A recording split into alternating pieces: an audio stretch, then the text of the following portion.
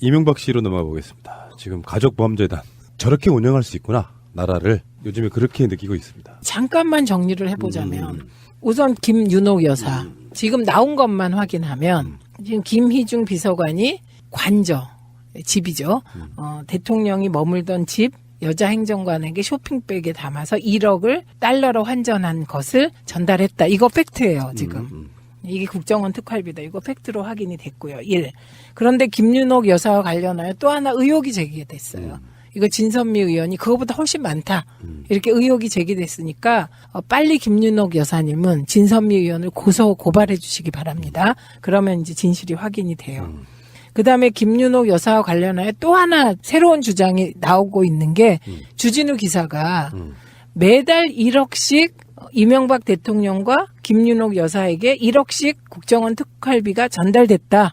이렇게 얘기를 했어요. 그거 5년 동안 따지면 얼마입니까? 매달 1억, 그러니까 12 곱하기 5면 60억이에요. 1인당 60억, 120억이 전달됐다는 이런 끔찍한 주장을 했는데 역시 김윤옥 여사는 주진우 기자도 빨리 고소고발하시기 바랍니다. 그걸 고소하면 진실이 밝혀지니까요. 이게 김윤옥 여사에 대한 거고요. 두 번째는 이상득 의원에 대한 거. 그게 이제 어제 나온 거죠.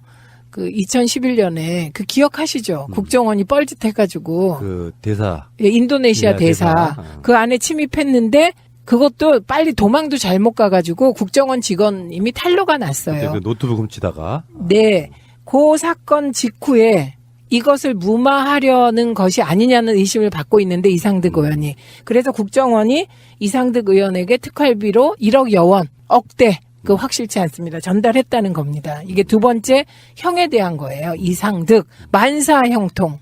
예.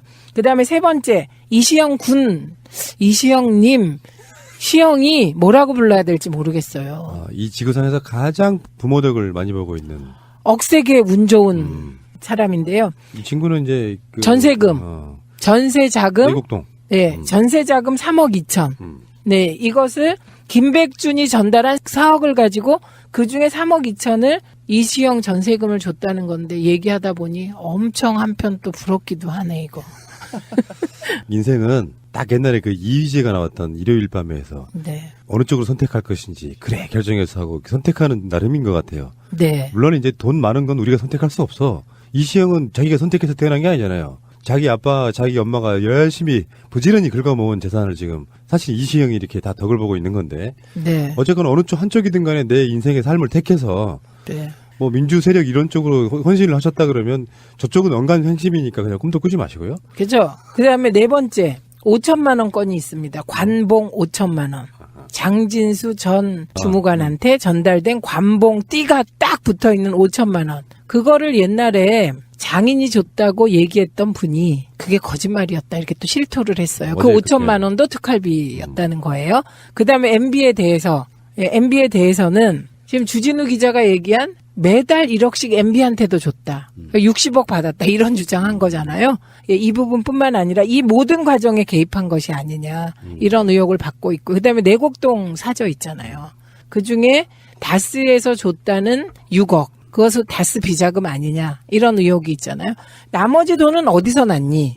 지금 이런 의혹들이 일고 있는 거예요. 그래서 이것이 다 국정원 특활비가 아니냐. 근데 제가 그래서 이 얘기를 이렇게 전달하면서 이상한 것은 저보고 또 이쪽에 밝은 제 친구가 아유 붕신 그것뿐이었겠냐? MB가 돈 버는 데는 재주가 기가 막혀요.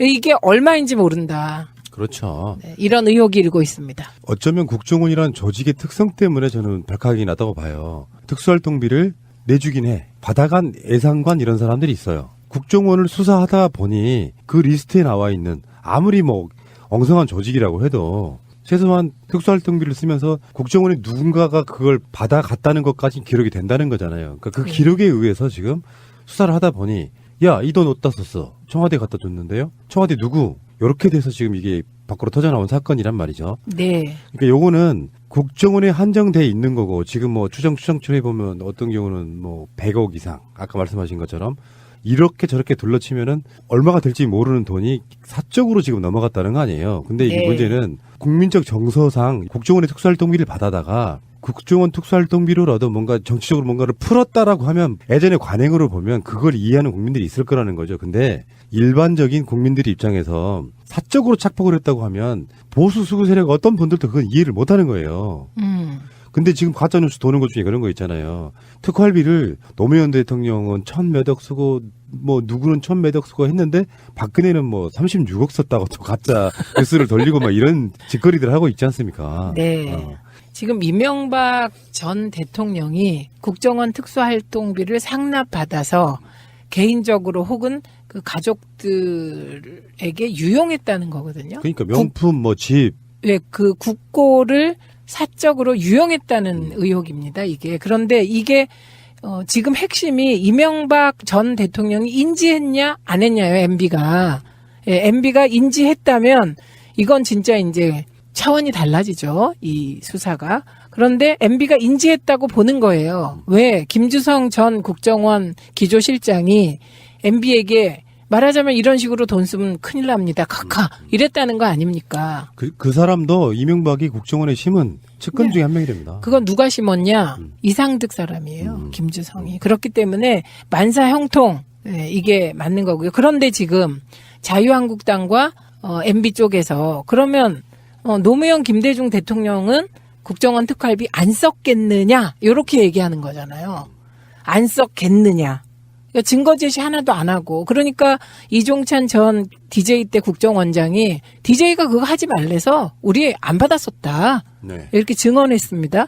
그다음에 노무현 전 대통령은 사실 돈 문제에 관한 한 거의 결벽증 수준이었죠. 그 노무현 전 대통령뿐만 아니고 문재인, 이호철 뭐 당시에 참모들이 전부 그랬습니다. 예, 그런데 노무현 전 대통령이 국정원 특활비를 상납받았다는 증거나 이런 거 하나도 없이 막연하게 받았을 거다. 그러니까 그때 것도 뒤지자고 하는데 여기엔 결정적인 트릭이 있습니다.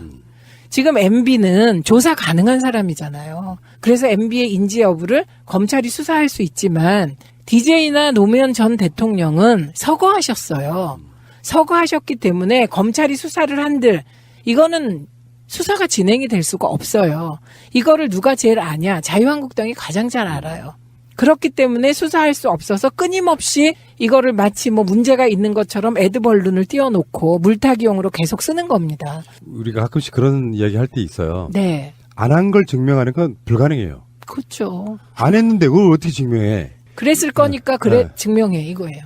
그래서 국정원에서 확실하게 그런 입장을 밝힐 필요도 있다고 생각해요. 검찰이든. 조사해본 결과 민주정부 때는 그러한 사실이 없었다라든지 있었으면 어떤 용도로 어떻게 썼다라든지 이런 걸 발표해 주는 거 저는 맞다고 생각해요. 그러면 그건 이제 수사를 해야 되는 건데 국정원에서도 조사는 해야 되는 거잖아요. 그럼 이제 조사하면 추측컨대 전 국정원장들 쭉 조사할 거잖아요. 의미가 없는 조사인 거죠. 근데 얼마나 그 답답하면 힐링푸 그렇게 얘기하시겠어요. 실제로 우리가 이렇게 의원님하고 저랑 이렇게 방송하면서도 항상 뭐 가끔씩 하는 이야기지만 세력이 달라서 그렇다니까요. 물론 이쪽 사람들 중에 뭐 아주 깨끗한 사람만 있는 건 아니겠지만 전체적인 물은 그런 건 범죄라고 이미 인식하는 정권의 어떤 마인드와 뭐 그 눈먼 돈 뭐 가져다가 그냥 사적으로 쓰지. 아니 어떤 사람이 그 국정원 특수활동 받아다가 뭐 명품 사고 집값 내는 데 쓰고. 근데 그건 명품 샀는지는 아직은. 라고 이야기를 하고 있잖아요 지금. 사실 확인이 되겠죠. 고발했으니까 김윤옥 여사가 신속히 고발했는데 왜 주진우 고발 안 하세요? 주진우 좀 고소하세요. 그러니까 예, 이런 거고요. 주진우는 정말 겁나나 봐요. 갖고 있는 게 많아서. 네. 제가 감옥에 갔을 때 대학교 4학년 때죠. 21살인가 2살인가 그때 갔을 때 제가 편지를 써서 보냈어요. 너무 부모님께 죄송하잖아요. 그래서 어떤 편지를 써서 보냈냐면 아버지 정말 죄송합니다. 엄마 정말 미안해요. 그런데 제가 이렇게 한 것은 두 분의 가르침 때문이에요. 아버지가 그러셨잖아요. 불의를 보면 참지 말라고. 이렇게 쭉 써서 보내면서 나는 어렸을 때 아버지가 누가 선물을 가져와도 즉시 돌려보내고 소고기를 가져오고 엄마가 잘못해서 그걸 끓여 먹었다고 엄마한테 혼내면서 소고기를 사다가 돌려주는 모습을 보면서 정말 강직하게 살아야 되겠다 이렇게 생각을 했습니다. 이렇게 편지를 보냈어요. 아버지한테 답장이 왔는데 내가 이제서 고백하는데 내가 뇌물을 받지 않은 것은 자리를 지키기 위함이었다 이렇게. 그리고 자기는 너무 원칙적이기 이전에 소심해서 남에게 돈을 받는 행위 자체를 못한다. 아하. 그래서 저는 어떻게 생각하냐면요. 이 문제를 만약에 누군가한테 돈을 받았는데 그게 완벽하게 가려질 수 있고 완벽하게 문제가 안 된다면 그런 확신이 있다면 많은 사람이 돈을 받을 것 같아요.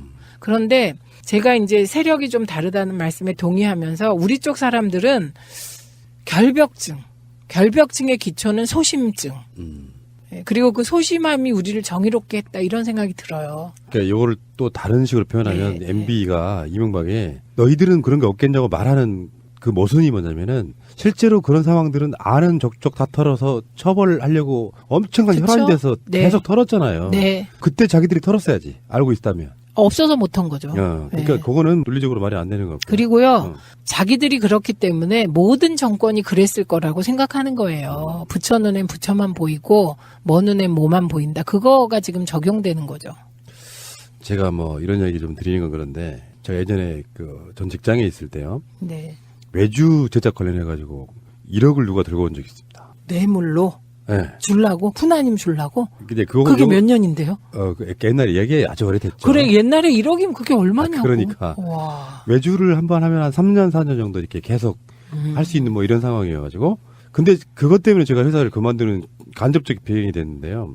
이를테면은 요거를 이제 나만 먹을 수가 없잖아요. 제가 간부가 아니니까. 아, 그러면 당연히 이- 상납해야죠. 그렇죠. 그러니까 그거를 내가 거절했어요. 딱 잘라 거절했는데 그거 때문에 그 다음부터 위에 계시는 분이 저를 계속 대면대면 대하는 거예요.